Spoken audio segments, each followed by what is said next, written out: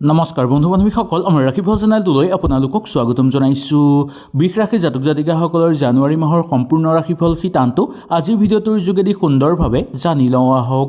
1 জানুৱাৰীৰ পৰা 31 জানুৱাৰীলৈকে আপোনালোকৰ দিন কেনেধৰণে পাৰ হ'ব, কি কি সুযোগ সুবিধা আপোনালোকে লাভ কৰিব পাৰিব। এই মাহত আপোনালোকে দুটা ৰাজযোগ লাভ কৰিব। এই সংকেত সকলো মানুহৰ লগত দেখিবলৈ পোৱা যাব বা এটা সংকেত সকলো মানুহৰ লগত দেখিবলৈ পোৱা যাব। আহক তেনেহ'লে এই ভিডিঅ'টোৰ যোগেদি আমি সুন্দৰভাৱে জানি লওঁ।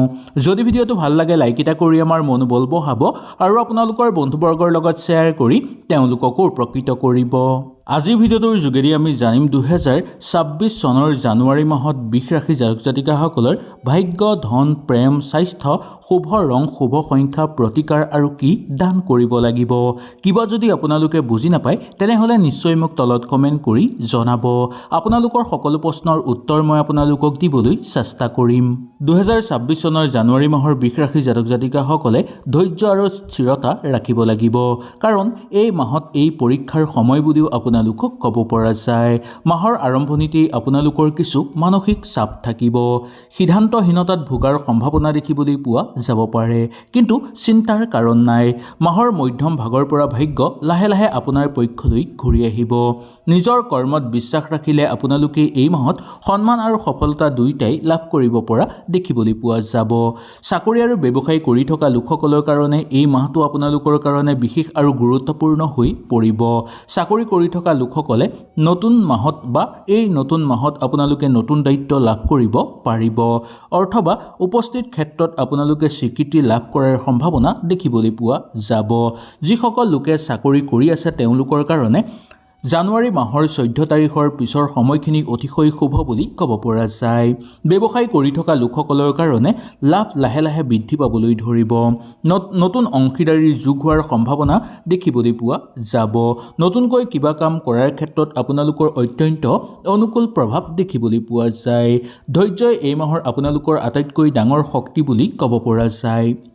অৰ্থ আৰু ধনৰ ভাগ্যৰ ক্ষেত্ৰত এই মাহটো আপোনালোকৰ কাৰণে খৰচ বৃদ্ধি হোৱাৰ সম্ভাৱনা দেখিবলৈ পোৱা যাব, কিন্তু এই মাহত আপোনালোকৰ আয় স্থিতিও কিছু উন্নত হৈ পৰিব। পুৰণি ধন উভতি অহাৰ প্ৰবল সম্ভাৱনা আছে। বিনিয়োগৰ ক্ষেত্ৰত আপোনালোকে সাৱধান হোৱাটো দৰকাৰ। অপ্ৰয়োজনীয় খৰচ আপোনালোকে এৰি চলিব লাগিব। মাহৰ শেষৰ ভাগলৈ হঠাৎ আপোনালোকৰ ঘৰলৈ লাভ হোৱাৰ যোগ দেখিবলৈ পোৱা যাব বা আপোনালোকৰ ঘৰত হঠাৎ অৰ্থ লাভৰ প্ৰবল সম্ভাৱনা দেখিবলৈ পোৱা যাব পাৰে। প্ৰেম আৰু দাম্পত্য জীৱনত এই বৃষ ৰাশি জাতক জাতিকাসকলৰ জানুৱাৰী মাহত আপোনালোকৰ অনুকূল দেখিবলৈ পোৱা যাব। মধুময় সম্পৰ্ক বিৰাজ কৰিব পাৰিব। পুৰণি ভালপোৱা আপোনালোকৰ জীৱনলৈ ঘূৰি অহাৰ সম্ভাৱনা আছে আৰু পুৰণি ভুলবোৰ আপোনালোকে পাহৰি নতুনকৈ এই মাহটো আৰম্ভ কৰিবলৈও আপোনালোকে চেষ্টা কৰিব লাগিব। অবিবাহিত লোকসকলৰ কাৰণে নতুন সম্পৰ্ক আৰম্ভ হোৱাৰ যোগ দেখিবলৈ পোৱা যায়, কিন্তু খং বা অহংকাৰ এৰি আপোনালোকে চলিব লাগিব, নহ'লে ভুল বুজাবুজি হোৱাৰ সম্ভাৱনা দেখিবলৈ পোৱা যাব পাৰে। বৃষ ৰাশি জাতক জাতিকাসকলৰ স্বাস্থ্যৰ ক্ষেত্ৰত আপোনালোকে সাৱধান হোৱাটো দৰকাৰ। পেটৰ সমস্যাই দেখা দিব পাৰে বা কষ্ট অনুভৱ আপোনালোকৰ জোখতকৈ বেছি হ'ব। ওজন বৃদ্ধি পাব পাৰে আপোনালোকৰ। সেইবোৰৰ পৰা অকণমান সাৱধান থাকিবলৈ চেষ্টা কৰিব আৰু বিশেষকৈ খোৱা লোৱাৰ ক্ষেত্ৰত আপোনালোকে নিয়ম বান্ধি ল'ব। অনিয়ম কৰি যদি খোৱা বোৱা কৰে তেনেহ'লে স্বাস্থ্যৰ বিশেষ অৱনতি আপোনালোকৰ ঘটিব পাৰে। এই সময়তে আহাৰ আৰু মানসিক শান্তিৰ বাবে আপোনালোকে ধ্যান কৰাটো অত্যন্ত দৰকাৰ বুলি ক'ব পৰা যায়। সামাজিক ক্ষেত্ৰত কিছুমান কাম যদি আপোনালোকে এই মাহত কৰিম বুলি ভাবিছে তেনে ক্ষেত্ৰতো আপোনালোকে সুচাৰুভাৱে কৰিব পাৰিব আৰু বহুদূৰ আগুৱাই যাব পাৰিব। ইয়াৰ উপৰিও কৰ্মক্ষেত্ৰত আপোনালোকৰ নিজৰ প্ৰতিভা দাঙি ধৰিব পাৰিব। ঠিকা ঠুকলি কৰি থকা লোকসকলৰ ঘৰলৈ ভাল খবৰ অহাৰ প্ৰবল সম্ভাৱনা দেখিবলৈ পোৱা যায়। বৃষ ৰাশি জাতক জাতিকাসকলৰ এই জানুৱাৰী মাহৰ ৰৈ থকা ধন ঘূৰাই পাবলৈ সক্ষম হ'ব। দাম্পত্য জীৱনত আপোনালোকৰ আনন্দ বৃদ্ধি পাবলৈ ধৰিব। নাটকৰ লগত জড়িত লোকসকলে অৰ্থ সংকটত কিন্তু ভোগাৰ সম্ভাৱনা দেখিবলৈ পোৱা যাব পাৰে। মাটি বাৰী বা সা সম্পত্তি বেচা কিনাৰ লগত জড়িত লোকসকলে প্ৰাপ্য ধন আদায় কৰি লোৱাৰ প্ৰবল সম্ভাৱনা দেখিবলৈ পোৱা যায়। মনটো আপোনালোকৰ আশাবাদী হৈ পৰিব, যাৰ ফলত কিবা কাম আপোনালোকে কৰিবলৈ ইচ্ছা কৰিলে সুন্দৰভাৱে কৰিব পৰাৰ প্ৰবল যোগ দেখিবলৈ পোৱা যায়। আশা কৰাৰ মতে কৰ্মক্ষেত্ৰত আগুৱাই যাব পাৰিব, কিন্তু আপোনালোকে কৰ্মক্ষেত্ৰত অকণমান মানসিক শান্তি বজাই ৰাখিবলৈ চেষ্টা কৰিব। তেতিয়া ভাগ্য আপোনালোকৰ আৰু অধিক শক্তিশালী হৈ পৰিব। শত্ৰুৰ পৰাক্ৰম হ্ৰাস পাবলৈ ধৰিব, নতুন শত্ৰুৰ সংখ্যা কমিবলৈ ধৰাও দেখিবলৈ পোৱা যাব। বন্ধুবৰ্গৰ লগত থাকোঁতে মধ্যম ফলাফল দেখিবলৈ পোৱা যাব। কৰ্মক্ষেত্ৰত আপোনালোকে নতুন নতুন সুযোগ সুবিধা লাভ কৰিব পাৰিব। ৰৈ থকা ধন আপোনালোকৰ হাতলৈ আহিব, কিন্তু সেই ধন যে সম্পূৰ্ণভাৱে আপোনালোকৰ হাতলৈ আহিব তাত কিছু সন্দেহ দেখিবলৈ পোৱা যায়। নিবনুৱাসকলে কৰ্মপ্ৰাপ্তিৰ কাৰণে অকণমান এই মাহত চেষ্টা কৰি চাব পাৰে। তাৰ ফলত আপোনালোকৰ অনুকূল প্ৰভাৱ দেখিবলৈ পোৱা যাব। ৰাজনৈতিক ক্ষেত্ৰৰ লগত জড়িত লোকসকলৰ কাৰণে এই মাহটো অনুকূল হিচাপে পাৰ হোৱা দেখিবলৈ পোৱা যায়।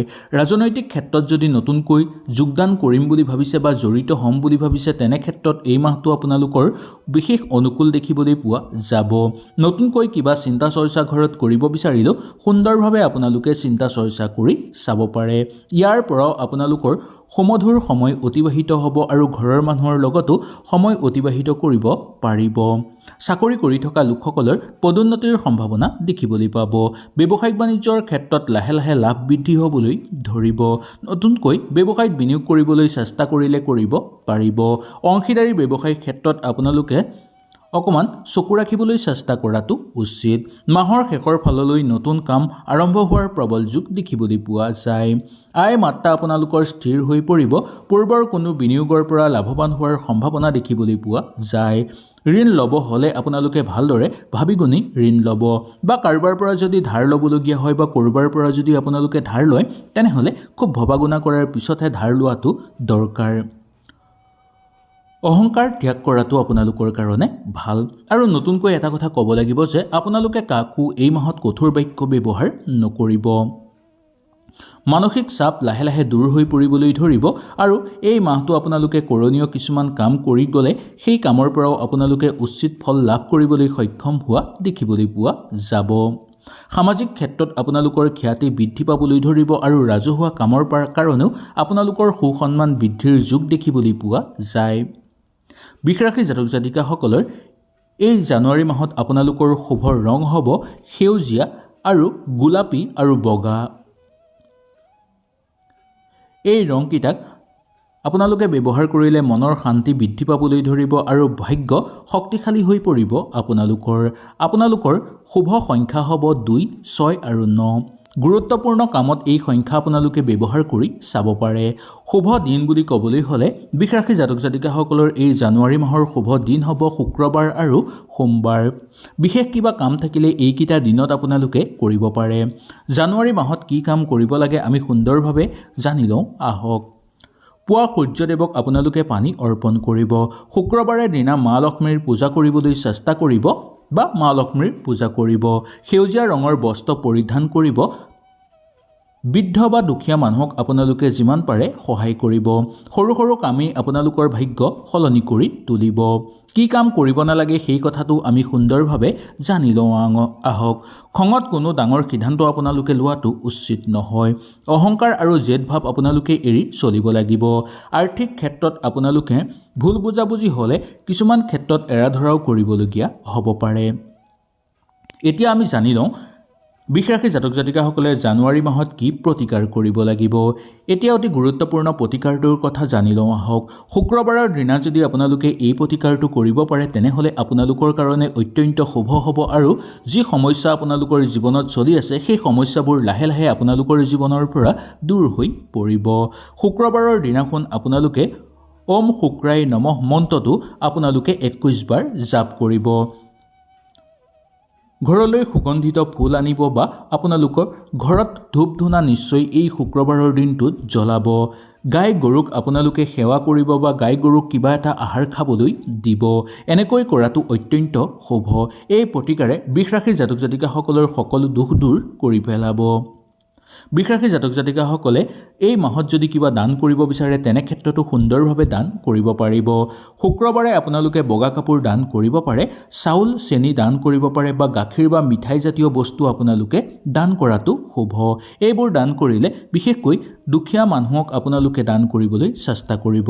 এনে কৰিলে দৰিদ্ৰতা আপোনালোকৰ ঘৰৰ পৰা দূৰ হৈ পৰিব।